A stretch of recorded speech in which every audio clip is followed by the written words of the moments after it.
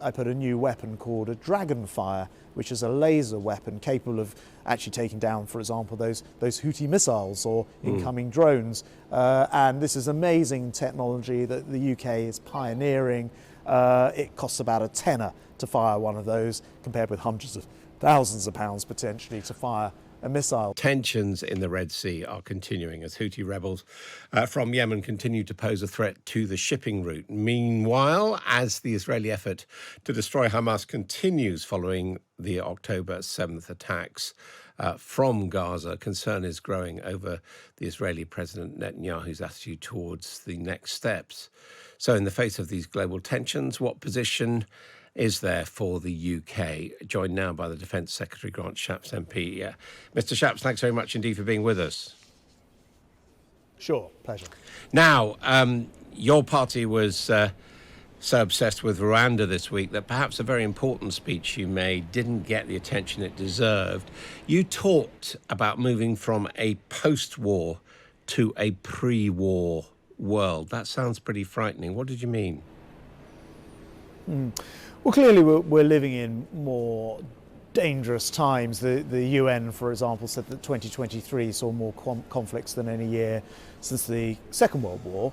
And really, the speech, which, by the way, was carried live by 2 TV channels, so I think it did pick up quite a lot of coverage, has been reflected by what was then being said by NATO, who also point out we're living in difficult times. My German counterpart has said the same thing, and the Swedes as well. So I think there is a sense that we are in a phase where we've got some problematic states. We already know about Russia, the rise of China, but what's happening, of course, with Iran, North Korea, and perhaps others.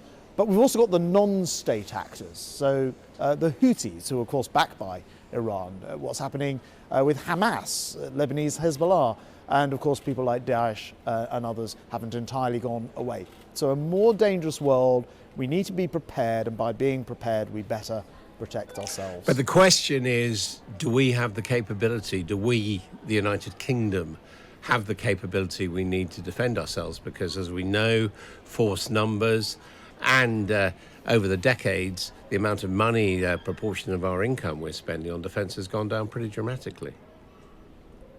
This was really the subject of my speech. I was pointing out there'd been a peace dividend after the fall of the Berlin Wall, but you can't take that peace dividend forever, and you have to be prepared.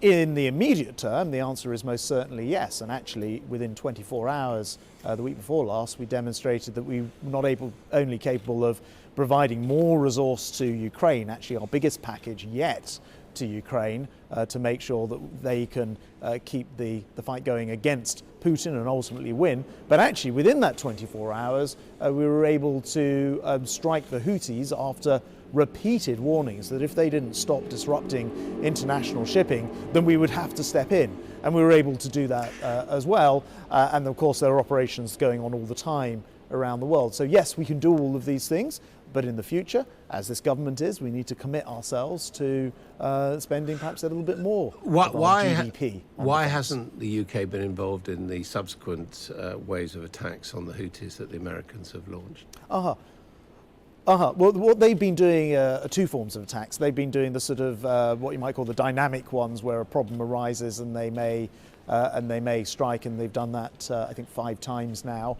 We have been working with the Americans on the planned attacks, and as the Prime Minister and I both said on Friday last week when these attacks took place, they are deliberate, they are purposeful, they are targeted, and that is the absolute way that we intend to operate always, so it's very important that we are doing this in a very deliberate fashion, and that is what we have done so far. And by the way, I was actually in the Red Sea on Thursday. I met the ship's company on board a ship, Diamond, who were the first on board the ship. I was the first Royal Navy, or the only people probably in the Royal Navy, who've actually got live firing experience in their own self-defence when there were incoming missiles and drones, and they were shooting them down. So we've certainly got the professionalism to do this job. I mean, we appreciate what the Royal Navy is doing and your visit. Nonetheless, it looks a little bit, doesn't it, like an add-on, to use that phrase that Donald Rumsfeld, the former US Defence Secretary, looked, that the Americans do these exercises and for political reasons we commit ourselves where other NATO allies, the French and the Germans, don't. I couldn't disagree more, as it happens. If you look at our overall stance, we're the second biggest spender in NATO, other than the US. When it comes to, for example, this week, I announced on Monday, exercise Steadfast Defender, which is the biggest NATO exercise in Europe for the last 40 years. So it's enormous, 32 countries, including Sweden, involved in that. So this is a NATO operation. Yeah, but again, Sweden. You see, we're Guess putting in. Hold on. Let me just finish the critical point. Guess who is supplying half of the overall personnel for that, and 40% of the ground. Yeah, but that's what I was going to ask you. Why? Why are we doing half when? Well, it goes. I was going to say it goes to your earlier point. We're providing, for example, the carrier strike group for that operation.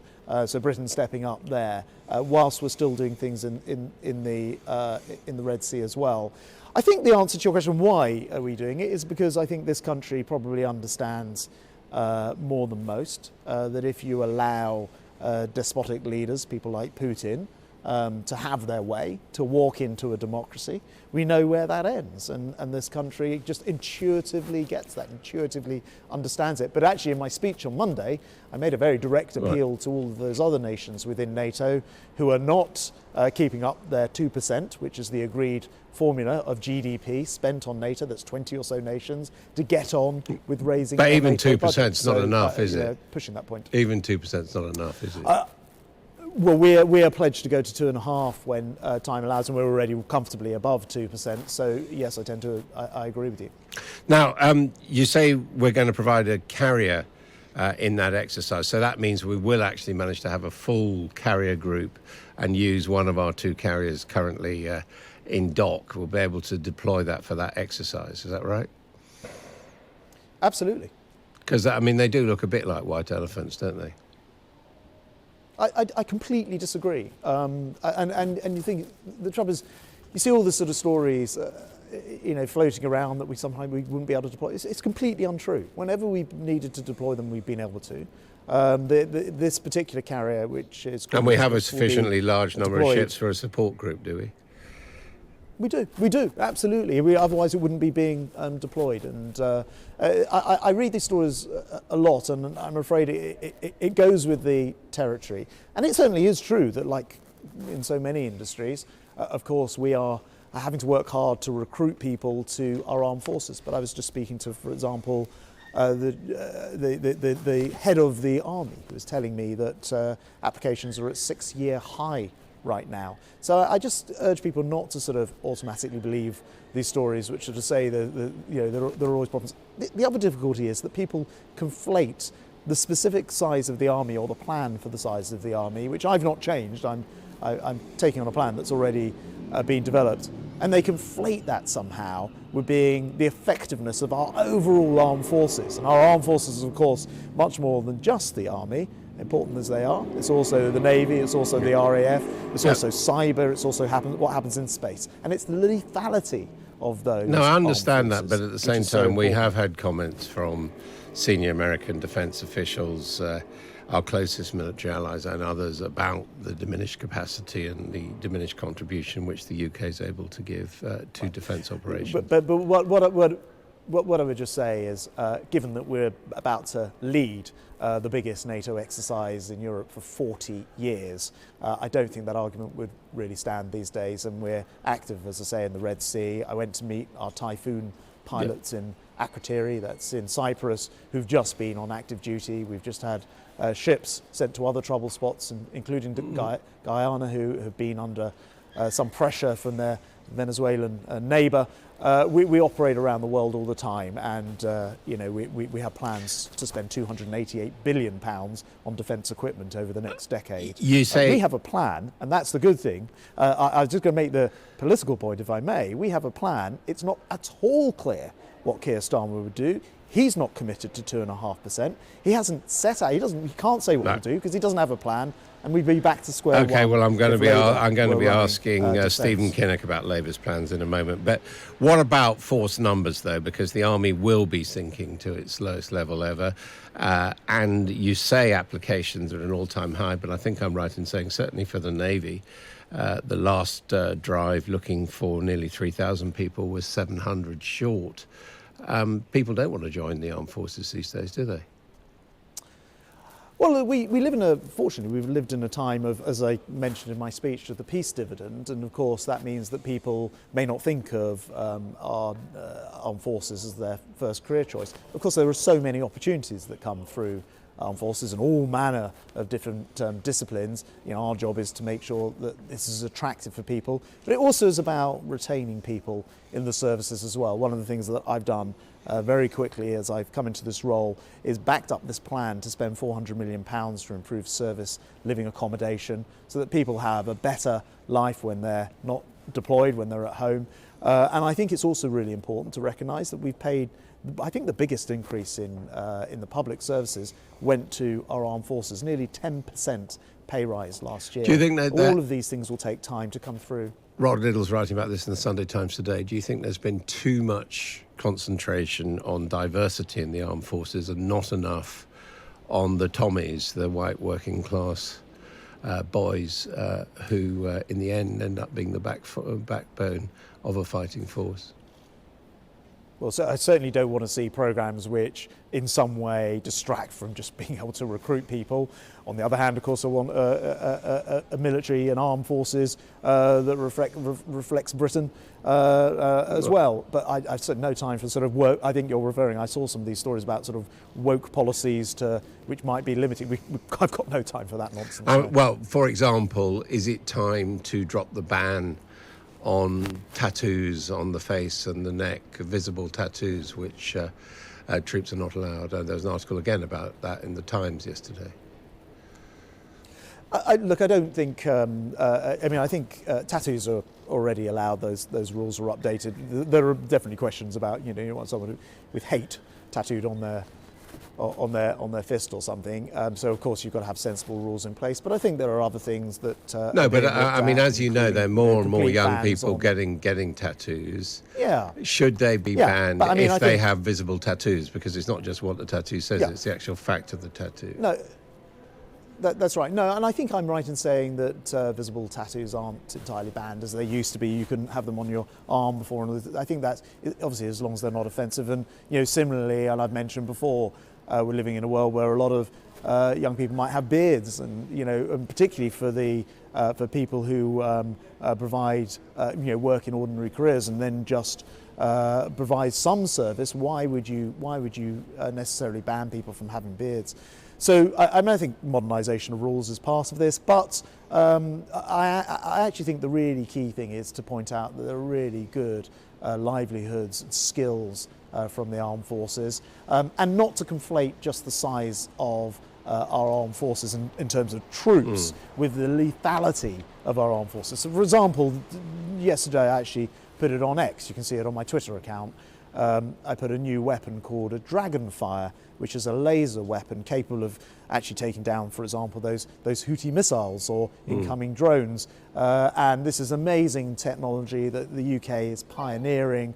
It costs about a tenner to fire one of those, compared with hundreds of thousands of pounds potentially to fire a missile. So a lot of it comes down to technology as well as personnel. Right. You don't require as many people to do many of the things that you would have needed to in the past, including crewing ships. Okay, because there's so much more automation involved. Speaking of technology, is it not a threat to security that Britain is going to lose its only virgin steel blast furnaces, its only ability to actually make steel, and with the plans that Tata have announced?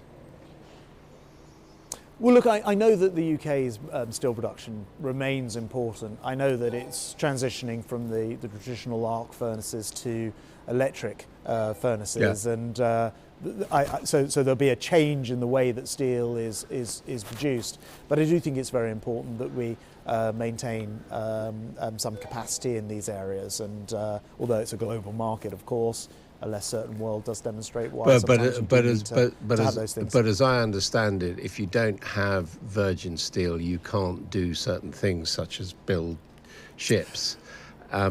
Shouldn't we, in this more dangerous world, keep a domestic capacity to be able to do that as a national security priority? Yeah.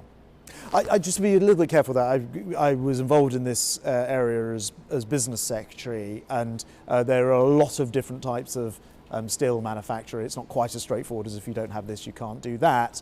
And there's a lot of different types of steel manufacturing. I haven't seen the exact details of what's been announced, so I don't want to. Well, we know that we're going to shut but down our virgin steel capacity. I mean, even I can understand that. That's the plan too. No, that's fine. But the next bit of that you were saying is that you can't use recycled steel or some other forms to produce that. I'm not entirely sure that's correct, so I don't want to overstep and mislead you on it. I do think that it is important to be able to keep our ability to ensure that we can defend ourselves properly, and that is something that this country is very, very passionate about. I am, for example, what's called the shipbuilding czar, so my job is to make sure that we are producing ships, and there's a very, very long list of ships now that will be produced in the UK in British shipyards as well, and I've no doubt that some of that steel will come from the UK as well.